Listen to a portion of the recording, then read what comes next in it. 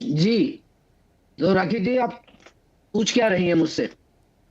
Sir, ये जो decision हुआ, ये जो पूरी बात हुई, इसे आप कैसे लिखते हैं? क्योंकि आप एक पूर्व जिला शिक्षा देखिए, अधिकारी हैं, आपकी चीजें और मैं आपकी बातें बड़ी जी इंपॉर्टेंटली आगे बढ़ेंगी। जी जी, थैंक यू, थैंक यू। तो मैं एक तो क्षमा चाहता हूं कि मैं थोड़ा देर से जुड़ पाया, क्योंकि कुछ नेटवर्क इश्यू आ रहे थे। और निश्चित रूप से निर्णय तो सुप्रीम कोर्ट का प्रासंगिक प्रासंगिक है और आवश्यक भी था। और सुप्रीम कोर्ट को ये निर्णय देना पड़ना, मतलब ये स्थिति आ रही है, ये इसकी वजह क्या है? हम लोग इस समस्या के जो विभिन्न पहलू हैं, जो लोग इसमें शामिल है, स्टेक होल्डर्स हैं, स्टूडेंट खुद है, परीक्षा का सिस्टम है, टीचर्स हैं, पेरेंट्स है, सोसाइटी है, और राष्ट्रीय चरित्र है।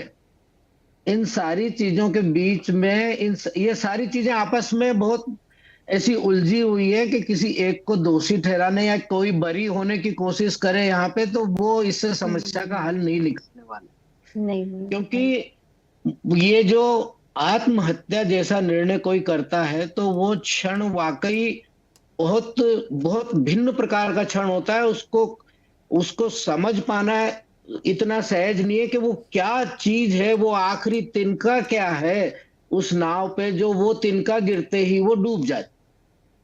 तो ये तनाव में तनाव के बिना जीवन चलता नहीं, सबके पास तनाव। लेकिन देखिए, ये कड़ी कहाँ से शुरू होती है? घर का माहौल पहले तो।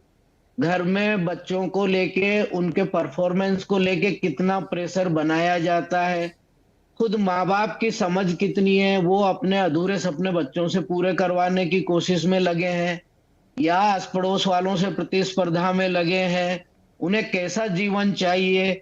आजकल अच्छा बच्चा कोई हो, शरीफ हो, तो उसको कहते हैं कि अरे बेचारा बड़ा शरीफ है। आज के समाज में शरीफ होना बेचारा हो गया है।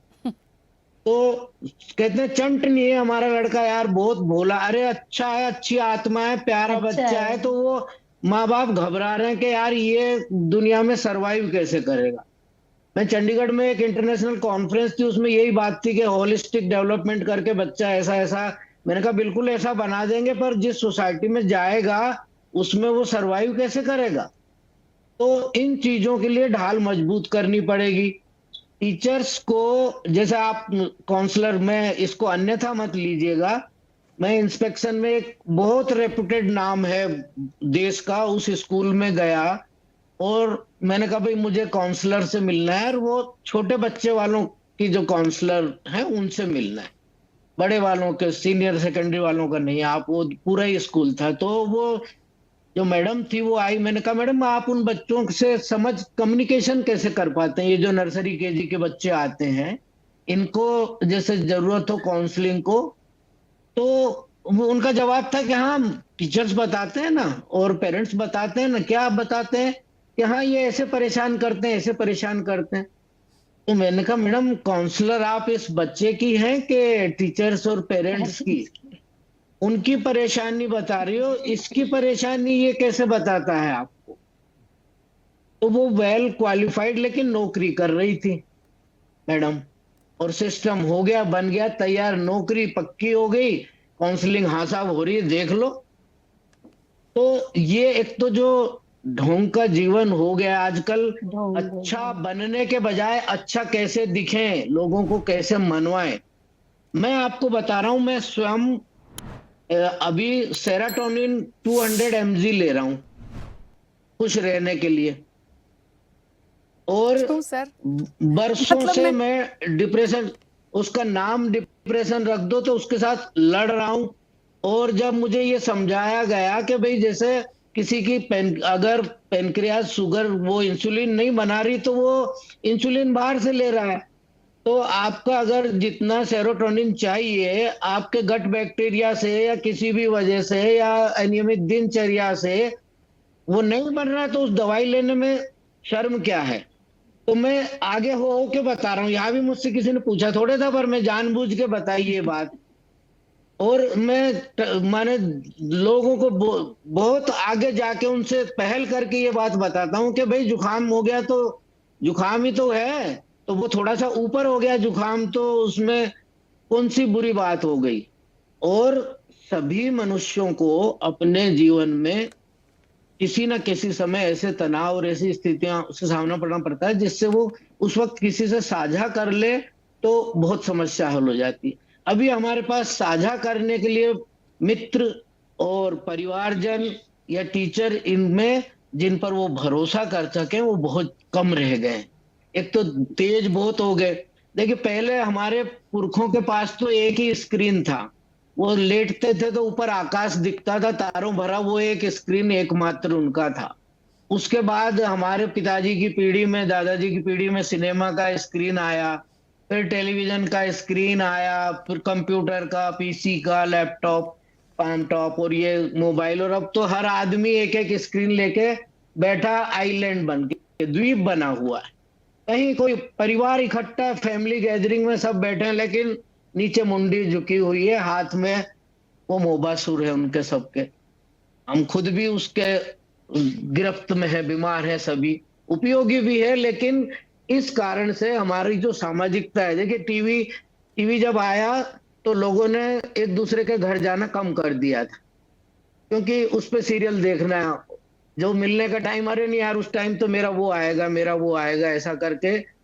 और उसके बाद हम सोशल मीडिया पे जब सक्रिय हो गए, तो सोशल मीडिया पे ऐसा एक झूठा भ्रम मिलता है, क्या हो कितने दोस्त हैं, और ये अच्छी फोटो डाल दी, अच्छा गाना लगा दिया, जिस पत्नी से दिन भर कुचुर पुचुर लड़ते रहते हैं उसके साथ अच्छी फोटो डाल के लगाओ, क्या कपल है यार, वाह। और सारी एक मतलब नकली दुनिया से झूठी दवाई लेके खुश हो लेते हैं। तो एक तो वास्तविकताओं को स्वीकार करने की आदत हमें पूरे समाज को डालनी पड़ेगी, समाज को सहज करने की बिल्कुल आवश्यकता। कुलदीप जी, हाँ। दूसरा जो तनाव प्रतिस्पर्धा का जो है, हम्म। देखिए हम नौकरी करने वाले लोग नहीं थे। ये 200 साल से रट्टा हुआ है नौकरी का।